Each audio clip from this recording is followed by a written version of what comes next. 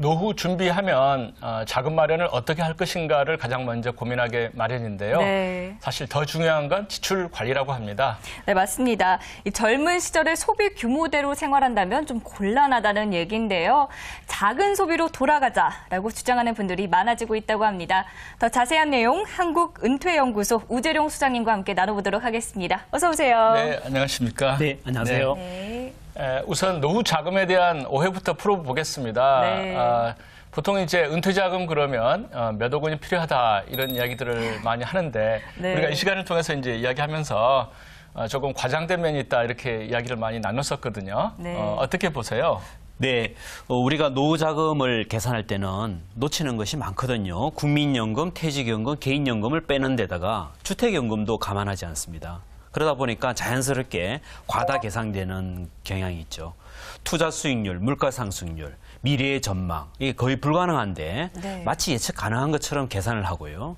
사실은 이 금융회사들이 이 노후 자금을 계산할 때는 조금 많이 부풀려서 계산한 다음에 빨리 부족한 노후 자금을 마련하기 위해서 연금 상품에 가입하세요. 이렇게 이야기하는 경향이 있거든요. 네. 그래서 이 과다 계산을 피하기가 참 어려운데 사실은 이 계산 자체가 불가능한 거 아니냐 이런 생각도 들고요. 오히려 반대로 지출을 좀 줄이면 오히려 좀 더 적게 들지 않느냐 이런 생각도 할 수 있거든요. 네.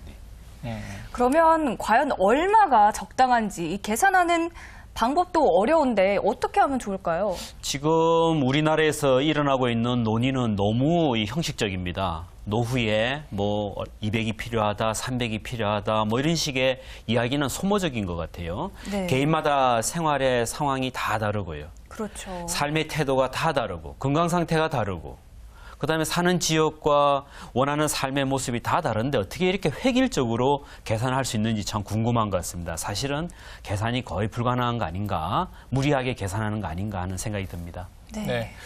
사실 얼마가 필요하든 간에 어느 정도 돈을 이제 모으는 게 필요할 텐데요. 네. 우리나라 중장년층들이 어떻게 이런 그 노후 자금을 준비를 하고 있나요? 우리가 그동안 많은 조사를 했습니다. 정부나 민간단체에서 많은 조사를 해보면 노후 자금을 마련하고 있는 사람은 한 넉넉 잡아서 50% 정도는 노후 자금을 마련하고 있는 것으로 나타났고요. 20%는 아예 노후 준비가 불가능한 것으로 나타나고 30%는 노후 자금이 부족할 것으로 이렇게 추정이 되고 있는데요. 마련하는 방법은 역시 개인연금하고 국민연금을 주로 선호하고 있고요. 주택연금과 같은 것은 선호하지 않고 있습니다. 그래서 아직도 마련하는데 현명함이 좀 부족한 것 같고요. 그다음에 지금 금리가 떨어지고 있고 부동산이나 주가 수익률이 안 좋기 때문에 이게 저수익률, 저성장, 저금리 시대에 노후 자금 마련은 날로 더 어려워져 가는 것 같습니다. 네. 그래서 사실은 노후 자금이 이렇게 마련하기가 상당히 어려우니까 우리의 논의의 초점을 이제부터는 마련이 아니라 이게 좀 그 빼기 방법, 즉 우리 사실은 노후에 우리가 준비하는 방법은 더하기하고 빼기가 있거든요. 네. 더하기는 일을 더하고 네. 투자를 더하는 거고 빼기는요 지출을 줄이고 삶의 뭐 거품을 빼는 걸 말하는 거거든요. 네. 그래서 더하기하고 빼기가 있는데 오히려 우리가 빼기 방식으로 노후를 준비해야 되지 않나 이런 생각이 듭니다. 네. 더하기와 빼기가 필요하다라는 말씀이신데 사실 더하기는 쉽잖아요. 네. 빼기가 정말 어려워요. 그래서 오늘은 이 빼기 부분에 대한 이야기를 좀 집중적으로 해볼 텐데요. 갑자기 소비를 줄이는 거 참 어렵습니다. 네. 어떻게 하면 좋을까요, 소장님? 보통 우리가 중년층들은 노후가 이제 불안하니까 은퇴만 하면, 즉 일자리에서 물러나면 소비를 갑자기 줄이겠다, 무작정 줄이겠다 이런 결심을 하고 있는 것 같습니다. 네. 그래서 한국과 일본에서 이런 경향이 발견되고 있는데요. 은퇴를 하면 실질적으로 자기의 소비를 20% 내지 30% 확 줄여버립니다. 무작정 줄여버립니다. 뭐 줄이지 말아야 될 것까지 막 포함해서 확 줄이고 활동 반경을 줄여버리고 삶의 효용이 행복도가 확 떨어져 버리는데요. 미국은 반대입니다. 미국과 유럽은 노후에 대해서 설계를 많이 하기 때문에 오히려 현역 때보다 직장을 다닐 때보다 지출을 20% 이상 늘리는 경향마저도 발견되고 있습니다. 그래서 네. 무작정 이렇게 소비를 확 줄이는 우리나라나 일본 같은 이런 은퇴자들은 삶의 행복도가 그만큼 떨어지지 않을까 이런 생각이 듭니다. 네.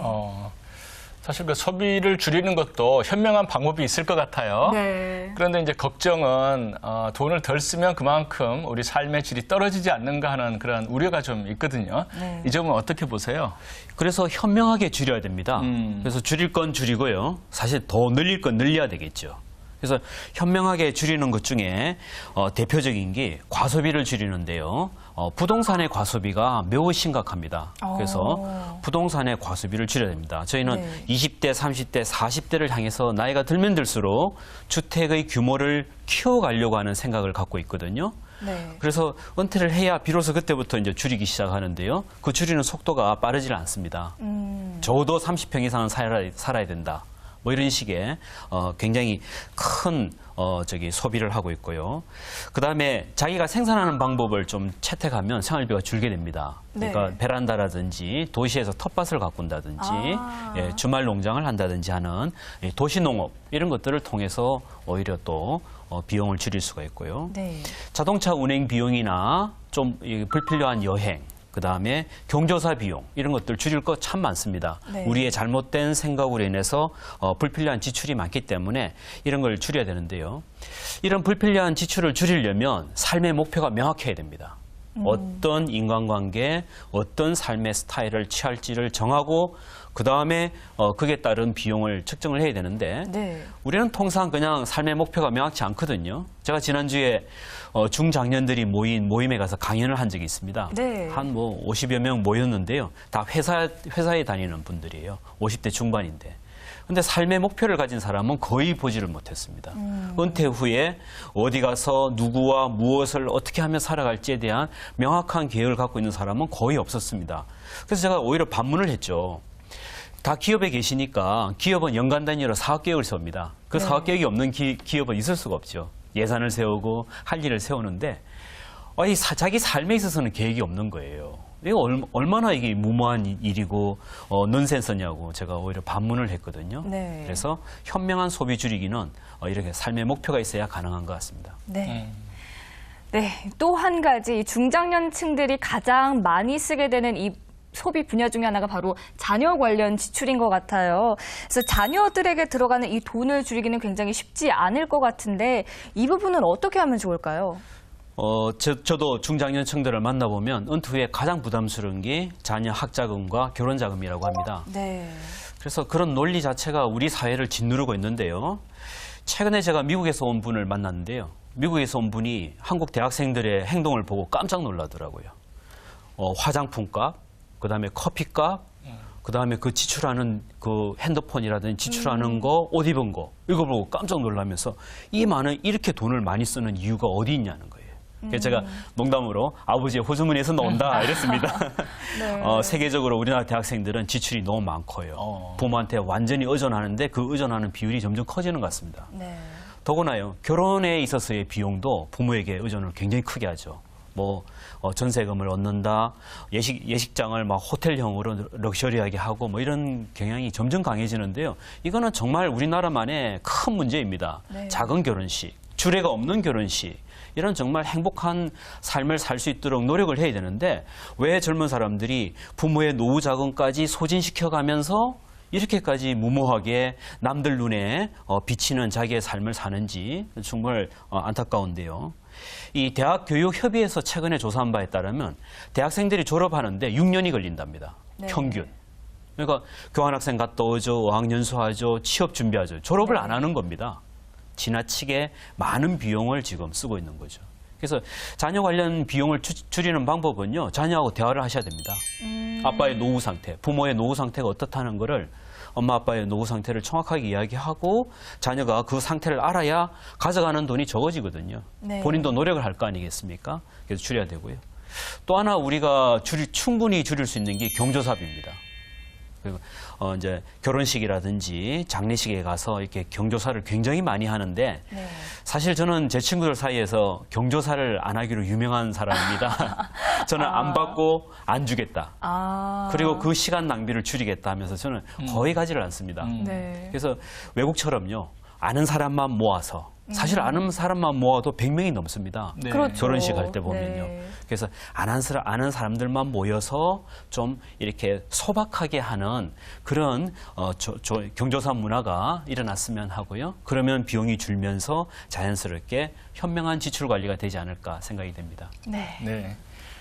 우재룡 소장님이 이제 작은 소비를 지금 말씀하고 계시는데요. 네. 이렇게 좀 소비를 줄이면서도 삶의 질을 높여서 사시는 분을 직접 만나고 오셨다는 이야기를 들었습니다. 어떤 분이신가요? 예, 지난주에 갔다 왔는데요. 네. 강원도 화천에 서울에서 이제 쭉 이렇게 근무하시다가 연령은 50대 중반입니다. 강원도 화천에 이제 은퇴해서 귀촌을 한 건데요. 농사는 네. 짓지 않더라고요. 네. 예, 그 귀촌을 한 건데 어떻게 그래서 작게 소비하면서 살아가시는지 제가 궁금해서 찾아가 봤습니다. 제 아내하고 같이 갔는데요. 월 생활비는 120만 원을 쓰고 있었고요. 왜 굳이 120만 원이냐 하니까 본인의 그 국민연금이 나중에 몇 년 후에 120만 원 나온대요. 그래서 그게 맞춰서 120만 원을 쓰고 있는 거죠. 네. 서울에 있는 집은 팔고요. 그 판 집으로 그 조그만한 집을 짓고 땅을 사고 집을 짓고 거기서 국민연금 나오기 전까지 120만 원의 지출을 하면서 살아가시는데 오히려 굉장히 행복합니다. 이게 그 도시에서의 그 높은 지출을 다 줄였기 때문에 생활은 집중되죠. 네. 자기가 본인이 좋아하는 게 음악, 요가, 독서, 책을 쓰더라고요. 그래서 책은 이제 곧 나올 것 같은데요. 책 쓰고 공동체 활동에 관심이 많고요. 그러니까 자기 좋아하는 분야에 집중하면서 완전히 줄였죠. 많은 지출을 줄였죠. 그래서 이런 것은 우리가 참 많은 이 작은 소비, 합리적인 소비 문화 이런 거는 우리가 좀 배워볼 만한 것 같습니다. 네. 네. 이 작은 소비, 외국에서도 많이 실천을 하고 있다고 하는데요. 이 외국 은퇴자들이 불필요한 지출을 줄이기 위해 어떤 방식을 사용하고 있는지 좀 알아보고 싶거든요. 우리보다 노력을 굉장히 많이 합니다. 예를 네. 들어서 저는 중장년층을 만나면요. 지갑을 열어보라 그래요. 지갑을 열어보면 제휴카드, 할인카드가 얼마나 있느냐를 제가 보거든요. 근데 미국인들은 많아요. 네. 굉장히 많아요. 은퇴자 단체나 노인단체들이 발부한 그런 카드가 많고 우리보다 훨씬 꼼꼼합니다. 피자를 시켜도요. 반드시 20% 디스카운트를 시키고 이러거든요. 네. 근데 우리 중장년층들은요. 그냥 제휴카드가 없어요. 저희를 지갑을 열어보면. 그 정도로 우리가 적어도 20% 이상의 비용을 줄일 수 있는 노력도 안 한다는 것이죠. 네. 그래서 외국에서는 꼼꼼하게 노력합니다. 보험이라든지 그다음에 연금이라든지 금융상품도 모여서 살고요. 그래서 제가 하는 단체도 사실은 은퇴자 단체를 하고 있는데 혼자 사면 비싸니까 모여서 사면 적어도 30% 이상 할인될 수 있다라는 취지를 갖고 있습니다. 네. 그래서 굉장히 이렇게 싸게 하고요. 그다음에 여행을 가더라도 꼭 디스카운트를 받고요. 호텔을 가도 디스카운트를 받고 이렇게 다양한 노력을 하거든요. 그다음에 집을 줄입니다. 집을 줄여서 공유 경제를 이용하고 스몰 하우스라고요. 네. 아주 집을 10평대로 확 줄이는 분들도 계세요. 생태 운동도 하고 이럴 겸을 해서 확 줄여서 굉장히 줄여서 사는 분들도 계시고요. 자동차도 쉐어링하고요. 그리고 큰 집에 사시는 분은 자기 방을 여행자들한테 내놓아요. 게스트하우스처럼요? 네, 게스트하우스처럼 내놓고요. 이렇게 공유 경제를 이용하면서 사실은 이렇게 외형을 줄이고 비용을 많이 줄이는 그런 현명함을 가지고 있죠. 네. 우리가 이제 지출을 줄이는 이야기를 주로 했었는데요. 네. 또 중장년층이 또 지출을 늘려야 되는 분야, 이런 분야도 있다면서요? 네, 좋은 질문이십니다. 우리가 무작정 지출을 줄이는 것은 바람직하지 않습니다. 우리가 노후 삶의 목표는 행복입니다. 굉장히 행복하셔야 되는데요. 그러려면 늘려야 될 지출이 있죠. 현재 우리나라의 문화예술 관련 소비 지출은 매우 낮습니다. 한 달에 한 10만 원대로 추정이 되고 있습니다. 12만 원 정도 노인 가구가 문화생활에 소비하는 그 비용인데요. 책 읽는, 즉 독서량은 세계에서 가장 낮은 수준을 기록하고 있습니다. 네. 그래서 성인이 한 달에 한 권의 책도 제대로 안 읽는다라고 하는데요. 이런 지출을 줄이면 행복도가 떨어집니다. 이런 지출은 오히려 늘려야 되거든요. 특히 취미여가 비용, 이거는 많이 늘려야 됩니다. 취미여가는 중요합니다. 우리가 재취업을 우리가 중요하게 생각하지만 앞으로는 나이가 들면 재취업은 불가능해지면서 일자리가 아니라 일거리가 생깁니다. 일거리가 생겨야 되는데 일거리는 취미여가나 자원봉사에서 발생합니다. 네. 그래서 취미여가에 대해서는 투자를 좀 하셔야 됩니다. 뭐 이렇게 자전거를 산다든지 학원을 등록한다든지 악기를 산다든지 그죠? 이런 노력은 좀 하셔야 되거든요. 네. 이런 비용마저 줄인다면 그거는 노후의 삶이 의미가 없어지는 것이죠. 네. 네, 오늘 여러 가지 말씀을 들었는데요. 우리나라의 노후 준비 모형이 너무 소비 쪽으로만 치우치지 않았나 하는 생각이 듭니다. 네, 맞습니다. 오늘 그 소비를 줄이는 이야기 많이 했고 또 그러면서도 삶의 질을 높일 수 있는 지혜로운 작은 소비 이런 말씀 들려주셔서 감사하고요. 오늘 지켜보신 시청자 여러분들도 많은 힌트 얻으셨을 것 같습니다. 네, 지금까지 한국은퇴연구소 우재룡 소장님과 함께했습니다. 오늘 나와주셔서 고맙습니다. 감사합니다. 감사합니다.